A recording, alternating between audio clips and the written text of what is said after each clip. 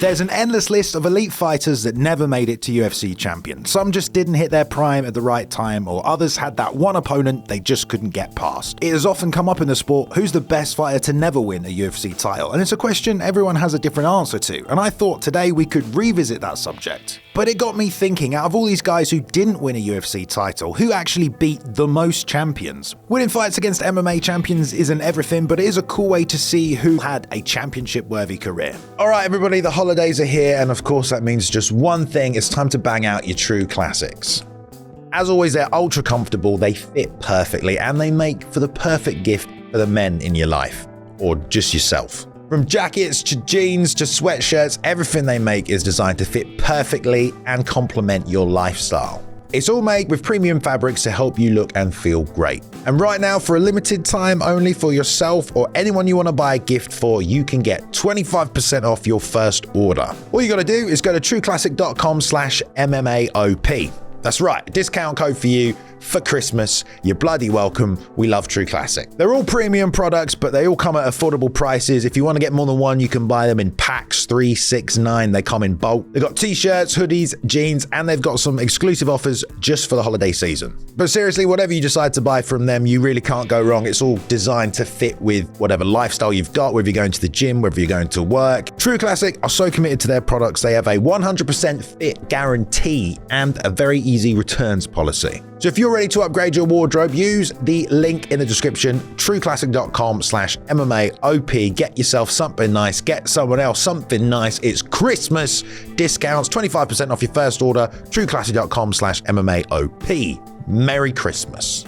You filthy animals. I'm Bailey, and from MMA On Point, as always, a quick thank you to our YouTube Hall of Famers. Cheers for all the support. And these are the 10 fighters that beat the most champs without winning a UFC title. First off, before we start, let's get our categories straight. We are only counting major promotion champions from the UFC, Bellator, Strikeforce, WEC, etc. Beating a champion from a smaller promotion like King of the Cage, Sengoku, Cage Warriors, Deep, it's not going to count. So with that in mind, let's start with number 10, Mirko Cro Cop. Well renowned as perhaps the best head kick KO artist of all time, Mirko did actually spend a portion of his career in the UFC, so he had a chance to win a title, but in both his runs, the competition proved to be way tougher than perhaps we had all anticipated. Still, throughout an 18-year MMA career, the Croatian sensation has ticked off a bunch of champions on his resume. The first champion he beat was Sakuraba in just his 5th Pride fight back in 2002. Sakuraba had just lost his belt going into that fight. 2 years after that, and with 11 more fights under his belt, he beat Josh Barnett, a former UFC champion. It was with a weird injury TKO, but he did rematch him the following year and won a decision.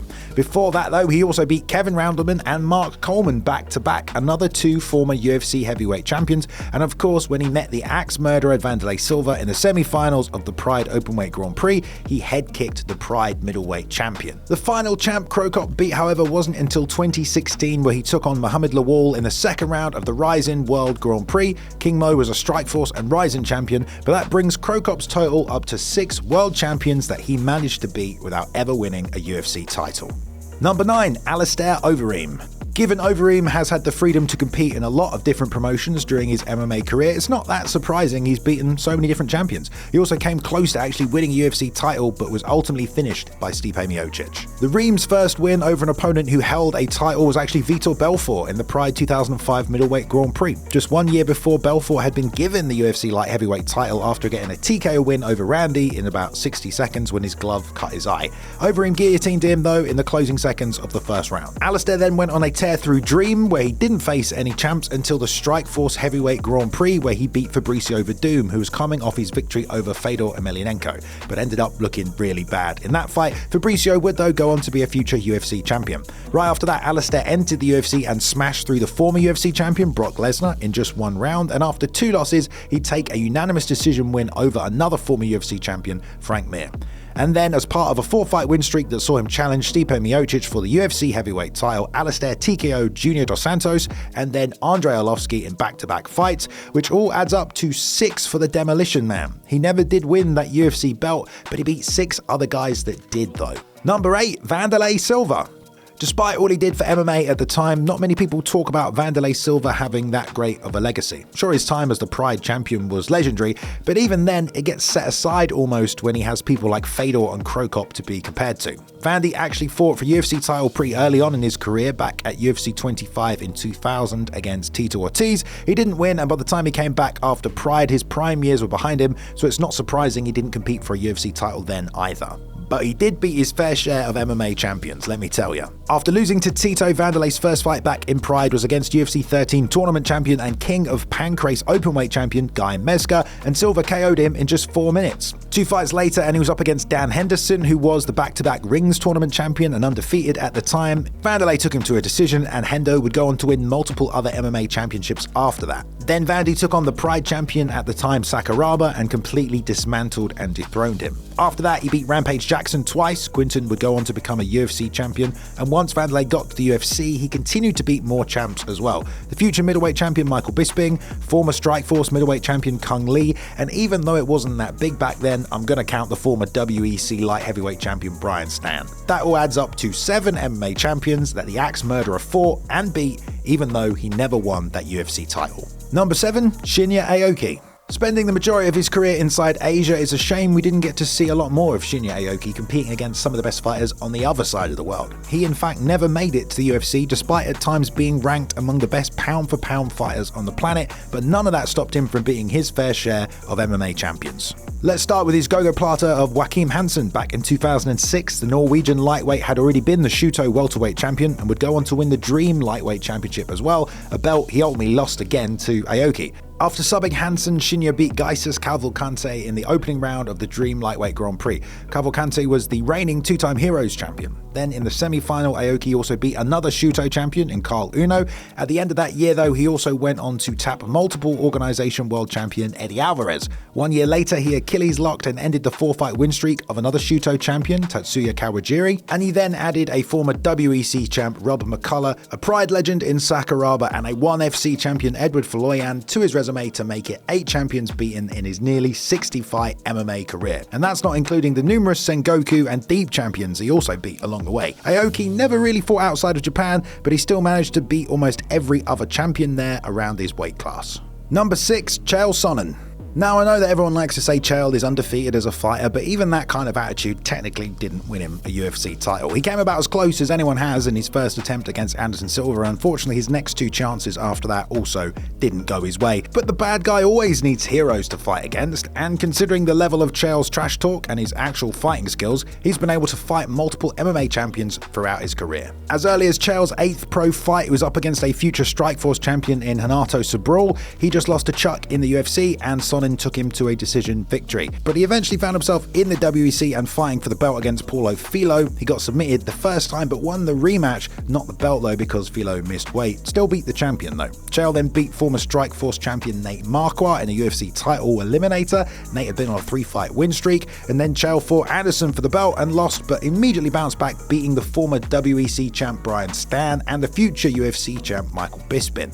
After that, he guillotined Shogun Rua to add another former UFC champ to his resume, and then went over to Bellator, where he beat longtime rival and former Pride champ Wanderlei Silva and another former light heavyweight UFC champion Rampage Jackson. Despite never winning a major world title himself, Chael Sonnen managed to beat 8 other MMA champions in his career, which I'd say is another one for the bad guy. Number 5, Nick Diaz.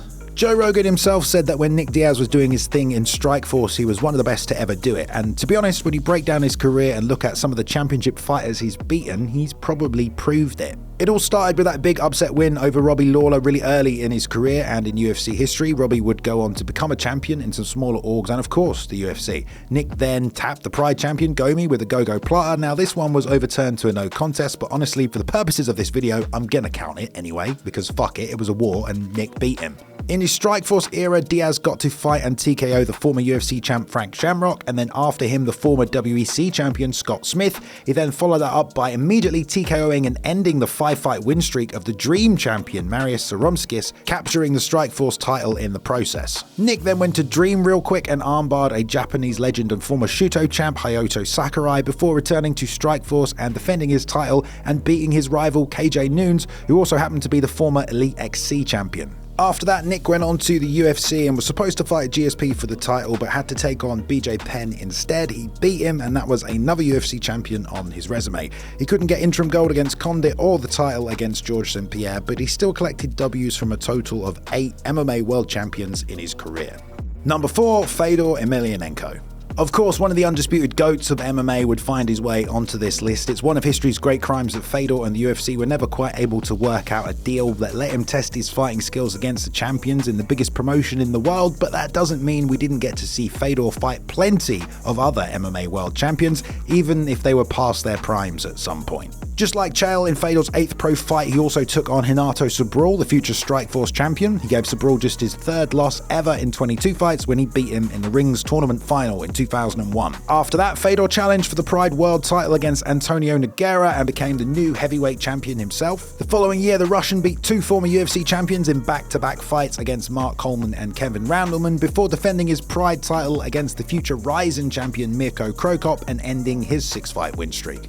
Fedor then took on more former UFC heavyweight champions in Affliction, where he fought an older Tim Sylvia and Andrei Arlovsky, and once Fedor finally made it to Bellator, he beat 2 more when he KO'd Frank Mir and Rampage Jackson, both in the first round. Unfortunately for Fedor, he didn't get to fight too many of these champs when they were on top, but he still racked up 9 wins against other MMA champions across his career despite never being in the UFC himself. Number 3, Jake Shields. Despite having what you maybe wouldn't describe as a fan-friendly style and only being in the UFC for 4 years, Jake Shields has stacked up a pretty impressive resume of wins over his long MMA career. At one point, Jake won 15 fights in a row across a 6-year streak with his own brand of MMA grappling, which he used to beat several champions from across the MMA world. His first champion was Hayato Sakurai. He became the 3rd man to beat him after Sakurai had just lost to Matt Hughes in the UFC. He'd gone 18-0 defending his Shuto world title. After losing to Ray Cooper in Warriors Quest, he rematched him in Shuto Hawaii and won the welterweight title off of the champion. He took a few more fights in Hawaii after that, beating the first ever UFC middleweight champion Dave Monet at Rumble on the Rock 8, before eventually decisioning the future WEC champion Carlos Condit in the Rumble on the Rock welterweight tournament final.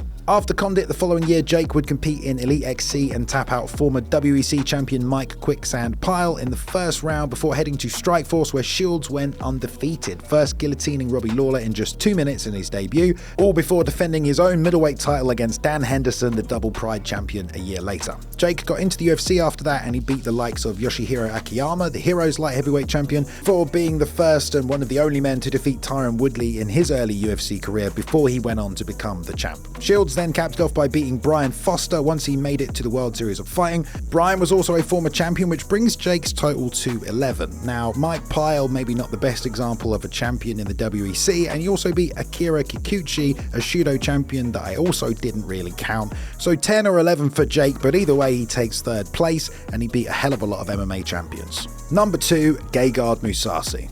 One of the always criminally underrated fighters of our generation is the Iranian-born Dutch kickboxer and resident dream catcher Gardmusasi. He was a happy man to fight across multiple weight classes in basically every major promotion that has ever existed. He eventually, of course, did fight in the UFC, but despite putting essentially 2 title runs together and even being set up for a title eliminator in his UFC debut, he was not given a shot at the belt. But let's go back before all of that to when Musasi was just a daydreaming young man making his way on the MMA pro circuit. After getting a taste of Japan in Deep and then in Pride, he made his way to Dream. Gegard jumped into the stacked 2008 middleweight Grand Prix and matched up with Jacare Souza in the final. Both men were riding 10-fight win streaks. Musasi knocked him out in a crazy turn of events. Souza would then go on to be the Strikeforce champ, and that was the first of many that Musasi would beat. After Dream, Gegard found his way to Strikeforce, where he beat the champion Renato Sobral to win the light heavyweight title. He then bounced back to Dream for a bit to defend his title there before finally making it to the UFC. The first champion he beat there was Dan Henderson, who he TKO'd in the first round.